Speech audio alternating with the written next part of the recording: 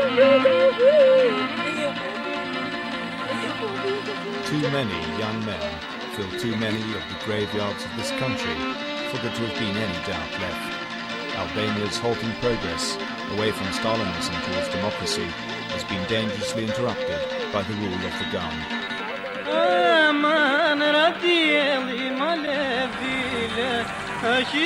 Albanians have seen a complete breakdown of the police and justice system. In this small country of 3 million people, it's estimated that since March, more than 3,000 people have been shot dead. In the absence of official justice, many ordinary people have resurrected an ancient Albanian text which lays out rules of behaviour governing crime and punishment. It is called the Book of Lek, and what it says in effect is an eye for an eye, a tooth for a tooth. It's a creed of vengeance that lies behind thousands of blood feuds now happening in Albania.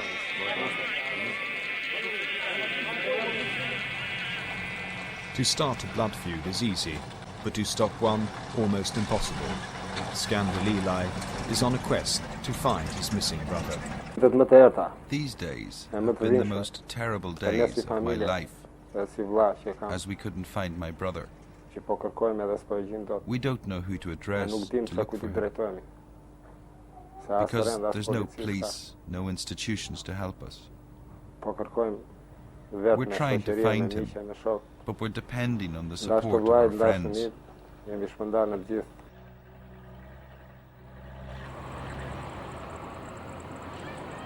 Skander's brother Petrit, an attorney, was kidnapped from a coffee shop here in Vlore, the town at the epicenter of Albania's recent collapse.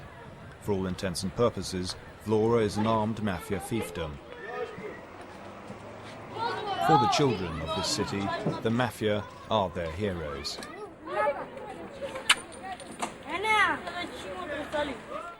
From his family home in Vlore, Skander has spent the summer investigating the kidnapping of his brother.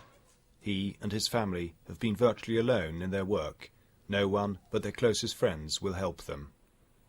What happened here in Vlore, with this situation that was caused by bad politics? We actually reached a state where people started behaving worse than animals. What rule of law there is consists of heavily armed and often heavily disguised special forces police officers. In the current turmoil, they're incapable of investigating crime. Instead, the best they can hope for is to attempt to limit future crime by stopping the flow of weapons around the country. There is little decorum at the vehicle checkpoints. Too often these have been the scenes of brutal firefights. And as a method of stopping the movement of weapons, it works.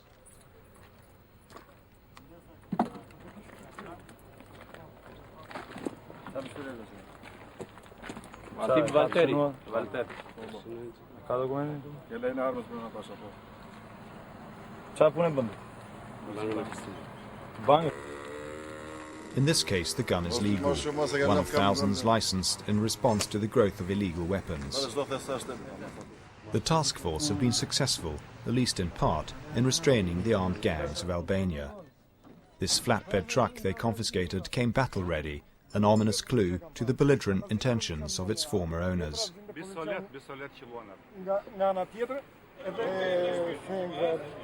The staff at Vlore Central Hospital are too well aware of the effects that this gun culture is having upon the local community.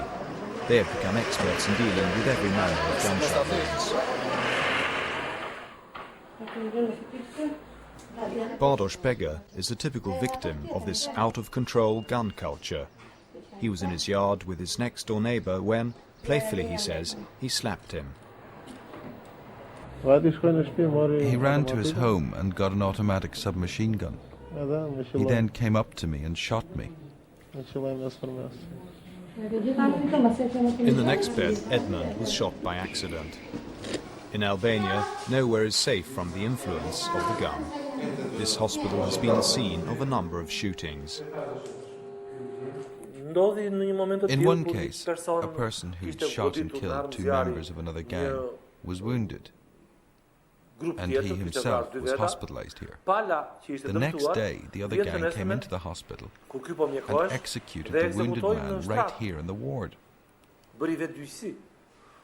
Try to understand what terror the staff in the hospital have to live with when people from outside come and kill their patients right in front of their eyes. Try to imagine how difficult it is for medical staff to give qualified service when they're surrounded by people with Kalashnikovs and grenades.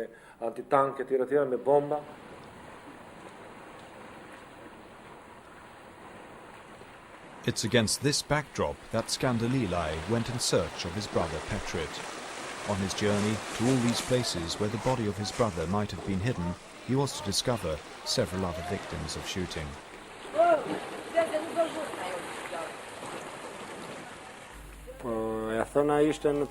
According to the information we received, I was told to search inside and outside the tunnels. We went there and found the body, but it was not my brother. It was a young man, 18 to 23, who had been shot through the temple. I saw that it wasn't my brother. Even at the bridge of Mefoli, I found another corpse. He was a young kid with a thin moustache. Skander found another corpse at the lake of Kanina, but it was not his brother. There was a gun wound at his left ear, a single bullet wound. He had big army boots, black hair, black trousers. He was in this position. That was the way we found him dead.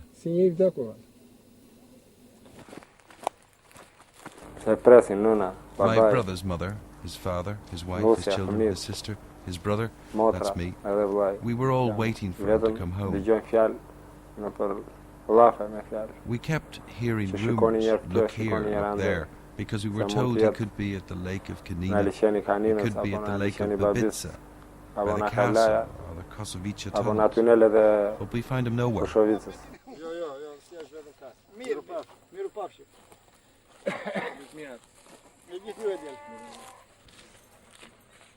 Skander was to discover the whereabouts of his brother in a small village near the town of Fear. When we went to film at the morgue, we didn't recognize his brother, Petrit Lilaj, as the body was so badly mutilated it had been wrapped up in a bundle on the table. I, as a brother, must try to find out who's the author of this crime. Then I must see that justice is done. I have the obligation to make those guilty face the law. But if the justice system can't fulfill this, then there's self-justice, because I won't let the blood of my brother go unavenged. But I will only do this if the law won't fulfill this obligation. But this would be worse, because then I would have to pass on a vendetta to my son. But the victim's father, Skander Lilaj, is determined that there will be no revenge for his son's death until all efforts have been made by the authorities to track down his killers. The police, however, are under siege. Armed guards protect the police station from their would-be clientele. As the only functioning authority in Vlore, they are in effect the bank, the post office, and if they have time, the police force as well. Cases of kidnap and murder must unfortunately wait at the back of a very long queue. Lilaj tries to befriend one of the armed guards to let him into the police station. I'm trying to meet the investigator in charge so that we can help each other with the common goal that we have. And that goal is to be more precise with details. We're tired of being victims of the dictatorial system. I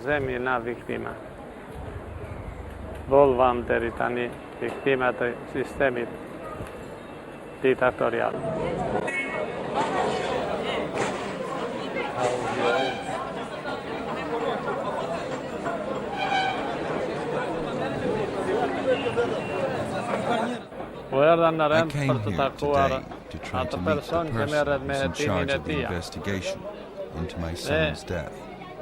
But the police tell me that at this moment they're busy. I have to come back later, they say. They have a meeting. This is the order that's been given to me.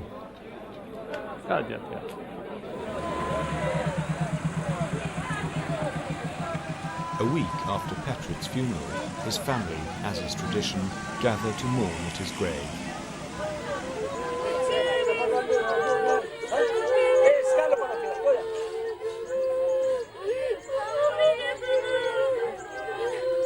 There is no doubting their grief nor their frustrations at the impotency of the authorities to deal with his killers. Today in Albania there are thousands of families who share these emotions.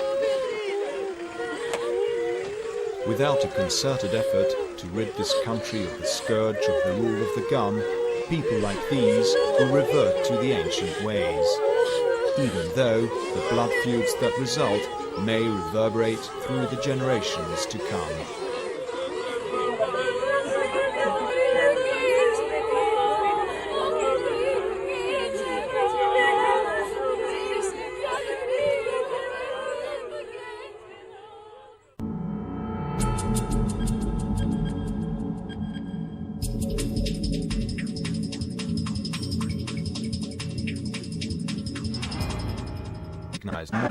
We did recognize brothers the particularly mutilate as body the box was highly bad bundles to the vaccine rampant on